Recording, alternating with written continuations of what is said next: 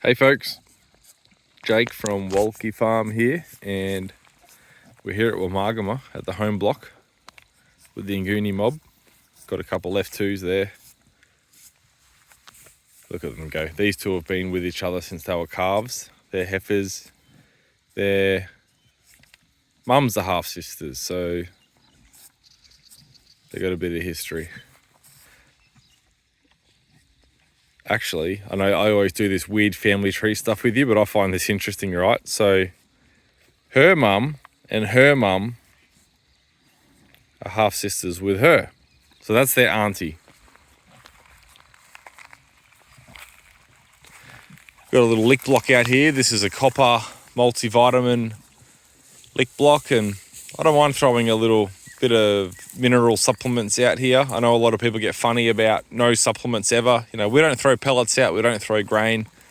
A little bit of junk hay here and there. I've just ordered some wheat and straw just to fill them up if needed at the end of summer, because we are probably running a few head too many for what this farm can support in this season. But I'm a little bit jealous about the livestock I've got here, and I've sort of culled what I want to cull. We'll do a preg test maybe end of Jan when I've got some time, and that'll sort of round up a 3-month joining. Not that we're aiming for a 3-month joining, but that'll just be how the chips lay. And if anyone's still empty at that stage, well, that's fine. They can be on their way and over the hook.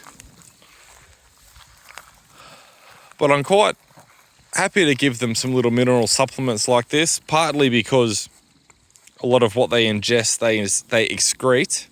So I sort of look at that as a little bit of a natural fertiliser bill. But also because Australia is not really known for supporting large herds of ruminant herbivores. You know, we got bipeds like wallabies and kangaroos, and then we got some little four-legged four-wheel drives like wombats and things. But I've never seen animals quite like this on our landscape, and I'm just, you know, trying to get back to first principles logic. I'm just not convinced that this land is set up for them. I obviously know that cattle and sheep can do very well in Australia. We've got a lot of history of that. But I'm also aware that that's not really our legacy. This is a little bit different to the vast plains of America, for instance. We're in a different landscape, so I don't mind giving them a little bit extra, and if they're going to piss out a bit or poop out a bit and put that in the ground, I'm happy to have it. There's Tamaliki with her new little calf. Where are we? Let's see if I can figure this out. Oh, stuffed it. There we go. Isn't that calf doing well? Little heifer calf, got to be happy about that. Look at the tail. I love it. Look at the tail. It's like a whip. Oh. Mum's grooming. Got to be clean. Oh, geez. If one of my children headbutted Mrs. W like that, they'd be in the cot crying it out. There's no way she'd be grooming them.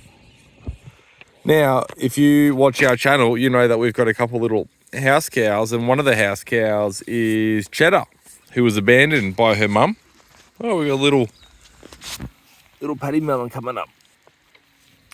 And Cheddar, her mum's a Jersey, and her dad is Kaya, our bull here, Nguni bull. And Nguni have horns, and Jerseys have horns, but Cheddar, who's probably getting close to 4 months old now, seems to be polled. Very interesting. Her mum just walked off on her. I got a phone call from the owner of one of the leases that we farm on, and they said, you got a little calf and no one wants it. And I just, I sort of dismissed it a little bit, to be honest. And I said to them, look, sometimes cows will just be off grazing, and the brand new calf had a little feed and they only got little bellies, and they might not need a feed for a few hours. Like, you get some normie watching them out the window for 2 minutes and they think they're abandoned. And he said, no, I've been watching for hours. I've been up since early and I've been sitting out here watching for hours, and the calf's alone. And we turned up, and yeah, he was right. The calf was empty. How you doing?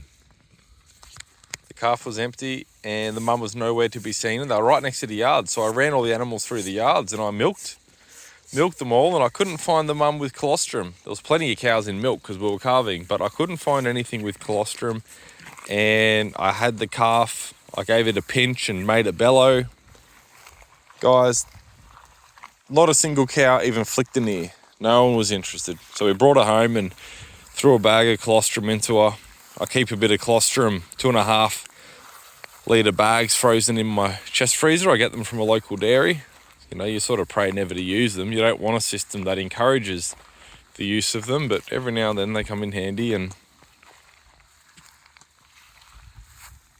she's going great. She's sappy. She's shiny. Gee, she's stocky. She's got a barrel chest on her. Hey, Mickey. Oh, you're not Mickey. Hey, you're the F2. Where's Mickey? Oh, Mickey's over there, up the back. Couple of these younger, I weaned them too early. I've told you a few times, but the season was no good, and we fed out all the hay we were going to buy, and we just decided to wean to keep the mums in nick, and they were a bit early. I misjudged that, but they're starting to come good. There's Miss Betsy with her little F3 bull calf. This looks a couple days old. It's probably the wrong... Wow. I was going to say, it's probably the wrong time of day to see some dung beetle action, but that was actually full of ants. You can see the dung beetles too, but it's full of ants.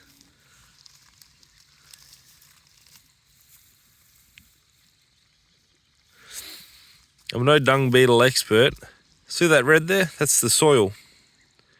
So as they're burying the manure, you know, making their trips up and down, they're bringing up the soil.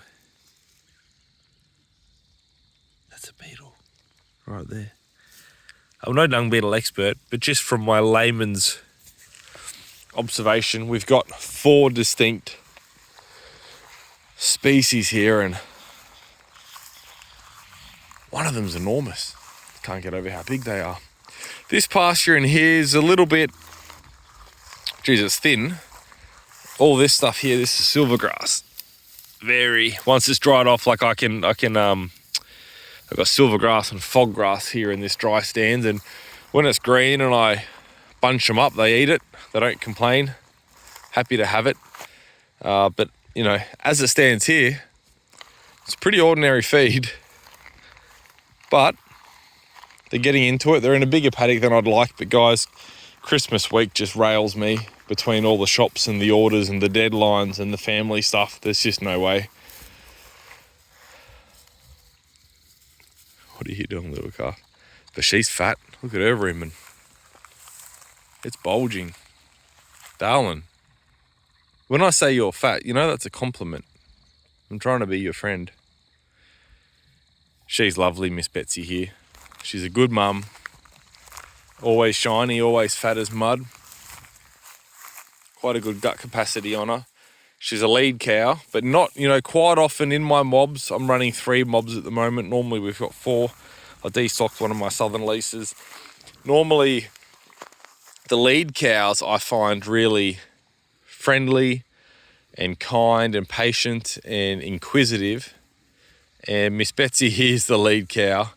And she's some of those things. I would say that she's inquisitive, curious, impatient, and demanding. I wouldn't say you're kind or patient. Hey? What do you want? A fresh paddock? When do you want it? Now! Oh. You're beautiful. Look at that muzzle, that black muzzle. Anyway, guys, just I'm just wandering and rambling because why the hell not? There's our house up on the top of the hill. The next paddock these animals will be in will be that one over there. I've just counted the feed in front of the farms. In front of the cattle on the farm here, and with no supplementary feeding and no rain. I've got 40 days of feed ahead of me. We've got a few people predicting a wet January, and you know, with the warmth that would be behind that, we'd be growing a lot of feed, and I'm sure a lot of it would be ordinary, but that doesn't bother my animals. I've deliberately chosen animals that can thrive and survive on not much. I had someone call me returning a call for an inquiry onto some straw, and what do you want the straw for? I said, my cattle, you know, people don't want to talk themselves out of a sale, but they sort of hesitate that this isn't really the sort of input. And I said, don't you worry, my cattle will do just fine on it. Hey, one of the South African gentlemen that I've purchased some of my Nguni genetics off said when he was back in South Africa, he was feeding cows shredded newspaper during a big drought, and he said a lot of them bred back. And you hear that and it sounds like a bit of you know, I can already hear it coming back through the YouTubes, all the Aussie farmers rolling their eyes and talking about that hyperbole and white lines. But guys, after farming these things, I believe him. This is Nandi's calf, not Gugu in the background. Nandi, she's beautiful. That's the best little Nguni calf we've had. Hey, you're fat and shiny. Are you fat and shiny? You're like a holographic Charizard, hey? Yeah, Gugu, you tell him. She's a roomy thing. Look how full she is. Anyway, I'm just rambling, talking crap. Thanks for coming to my channel and listening to me ramble and talk crap. If you'd like to leave a comment, I'll respond. Look at little T30 here. I've said this 100 times, but this is my favourite little heifer. Little, what are you doing? Little second cross. Look at how nuggety she is, and she's slick and fat and always shiny. I think you could keep that thing alive on newspaper. She has better body condition, you know, maintenance abilities than any of my purebreds. This little thing, she'd be pushing 300 at best, I reckon. She's tiny. She always looks fantastic. And Kai, are you going to let me scratch you while I'm on camera? Are you going to walk? As soon as I get the camera out, he gets all camera shy. Come back to me. No.